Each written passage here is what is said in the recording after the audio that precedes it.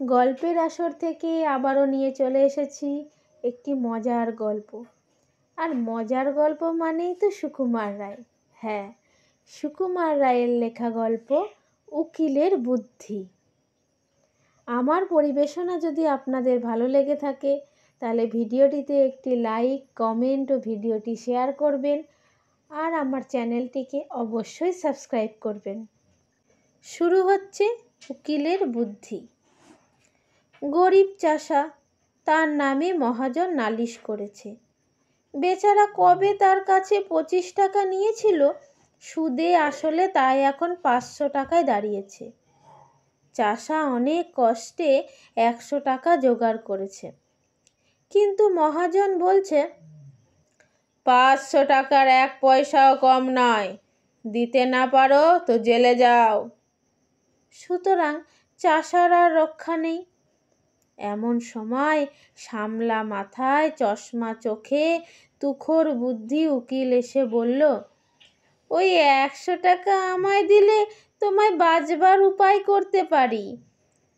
চাষা হাত ধরে বলল, আমায় বাঁচিয়ে দিন। উকিল বলল, তবে শোনো, আমার ফন্দি বলি, যখন আদালতের কাঠগড়ায় গিয়ে দাঁড়াবে তখন বাপু কথা টথা কইও না। যে যা খুশি বলুক, গাল দিক আর প্রশ্ন করুক, তুমি তার জবাবটি দেবে না। খালি পাঁঠার মতো বে করবে।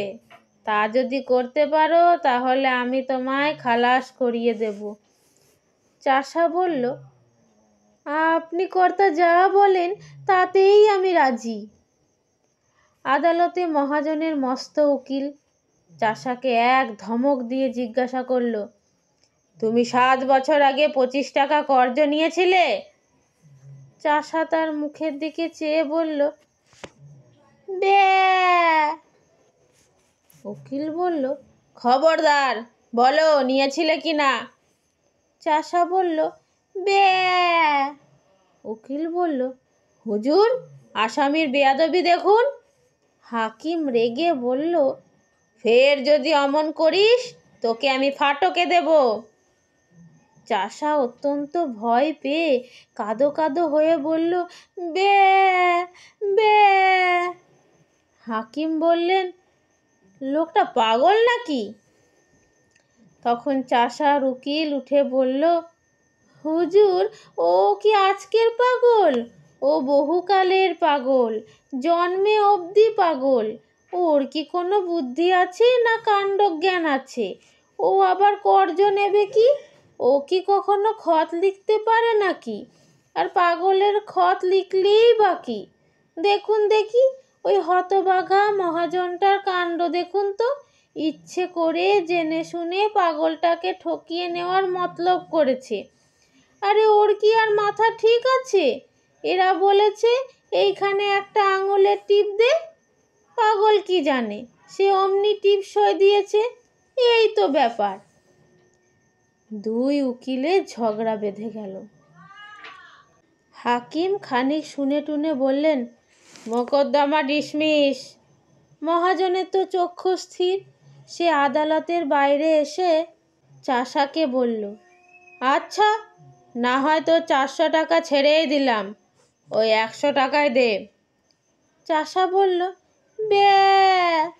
মহাজন যতই বলে, যতই বোঝায়, চাষা তার পাঁঠার বুলি কিছুতেই ছাড়ে না। মহাজন রেগে মেগে বলে গেল, দেখে নেব আমার টাকা তুই কেমন করে হজম করিস। চাষা তার পোটলা নিয়ে গ্রামে ফিরতে চলেছে, এমন সময়ে তার উকিল এসে ধরল। যাচ্ছ কোথায় হে বাপু? আমার পাওনাটা আগে চুকিয়ে দিয়ে যাও। 100 টাকায় যে রফা হয়েছিল, এখন মোকদ্দমা তো জিতিয়ে দিলাম। চাষা অবাক হয়ে তার মুখের দিকে তাকিয়ে বলল, বে। উকিল বলল, বাপু হে, ওসব চালাকি খাটবে না, টাকাটা এখন বের করো। চাষা বোকার মতো মুখ করে আবার বলল, বে। উকিল তখন নরম গরম অনেক কথাই শোনালো, কিন্তু চাষার মুখে কেবলই ওই এক জবাব। তখন উকিল বলল, হতভাগা গোমুখ্য পাড়া গিয়ে ভূত, তোর পেটে এত শয়তানি কে জানে? আগে যদি জানতাম তাহলে পোটলা শুদ্ধ টাকাগুলো আটকে রাখতাম। বুদ্ধিমান উকিলের আর দক্ষিণা পাওয়া হলো না।